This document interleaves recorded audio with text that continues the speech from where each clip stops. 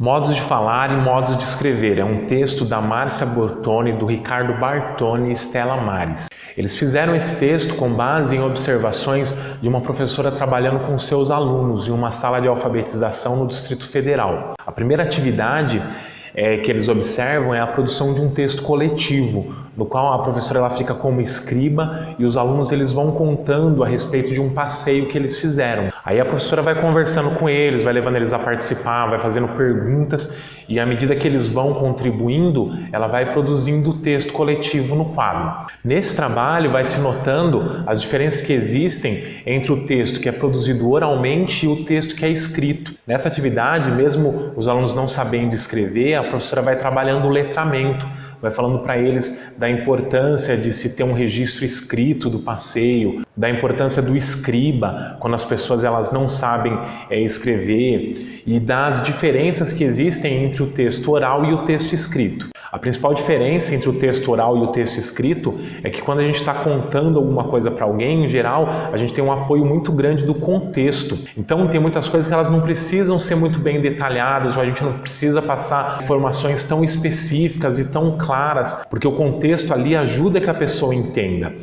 Quando a gente está contando alguma coisa, a gente aponta, a gente tem expressões de rosto, a gente tem gestos que facilitam a compreensão da pessoa que está escutando. No texto oral é comum o uso de deíticos, palavras que elas não têm um significado próprio, elas apenas apontam coisas no contexto.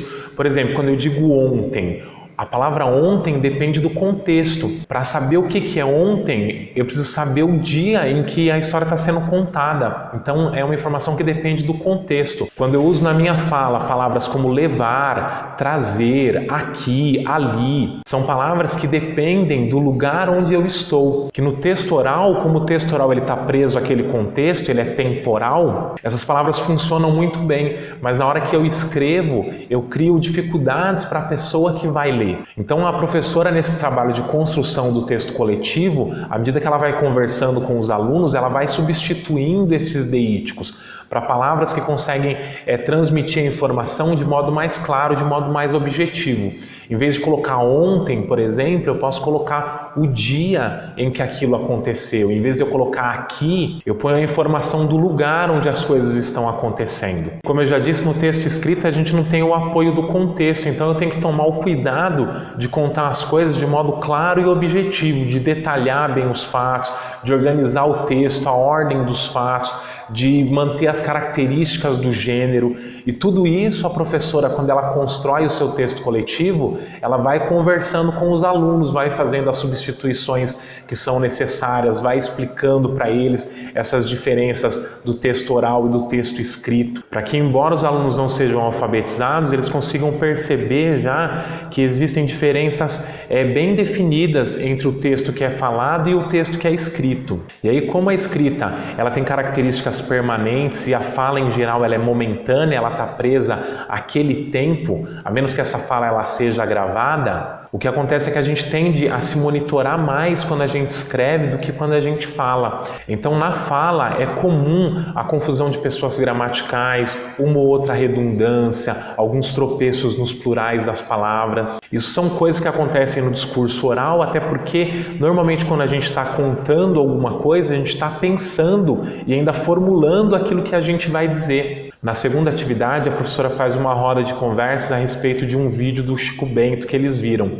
E aí os pesquisadores focam no modo como as crianças falam. Eles notaram a capacidade das crianças de fazer comentários pertinentes, de responder de forma adequada às coisas que a professora perguntava, o modo como as crianças vão desenvolvendo o raciocínio guiado pelas perguntas da professora, também a forma como elas vão relacionando as informações com as experiências que elas já tiveram, com as coisas que elas conhecem, com as vivências delas. E aí o texto lista algumas observações que eles fizeram a respeito da fala em si das crianças e que também são coisas percebidas nas falas dos adultos. A marca de plural ela não está nos nomes, mas nos elementos à esquerda do nome. Por exemplo, os artigos e os pronomes. Elas falam os cara, meus caderno.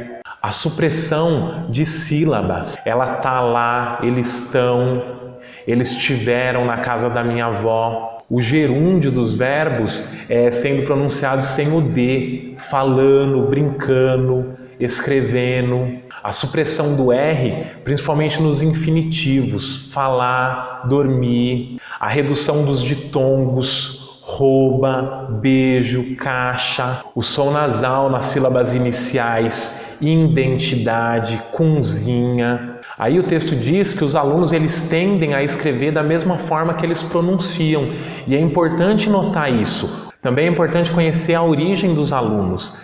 Isso ajuda a prever algumas dificuldades com a escrita. Na fala, como ela é menos monitorada, a gente tem também uma grande ocorrência de regionalismos. E principalmente nesse caso dos regionalismos, é importante lembrar que não é uma questão de certo ou errado. A língua ela é como a roupa, não é uma questão de certo ou errado. Então a gente tem que considerar sempre a adequação ou inadequação ao contexto. Num contexto totalmente informal, entre amigos, entre familiares, você fala de uma forma diferente do que numa entrevista de emprego, por exemplo. E aí a norma culta ela é ensinada na escola porque o problema é a pessoa precisar usar a norma culta num contexto mais formal e não ter recurso para isso. É a pessoa ficar como se ela tivesse que ir num baile de gala com roupa de praia. A situação exige dela recursos da língua que estão na norma culta e ela desconhece esses recursos. Então os professores devem tomar o cuidado de mostrar para os alunos que a linguagem oral ela é diferente da escrita e que nem sempre as coisas elas são escritas da mesma forma que se pronuncia. Tem variações aí. E aí, se tratando especificamente da ortografia, nem todas as questões elas estão relacionadas apenas com a pronúncia. Tem algumas questões que são simplesmente convenções arbitrárias. Por exemplo, o som de S. Você pode escrever o som de S, com C cedilha, com C, com dois S, com X, com SC, com SC cedilha. E aí é importante que essas reflexões elas sejam feitas com os alunos. A princípio é isso que o texto diz. Eu espero que esse texto te ajude a melhorar com seus alunos. Eu agradeço a sua atenção. A gente se vê num próximo vídeo.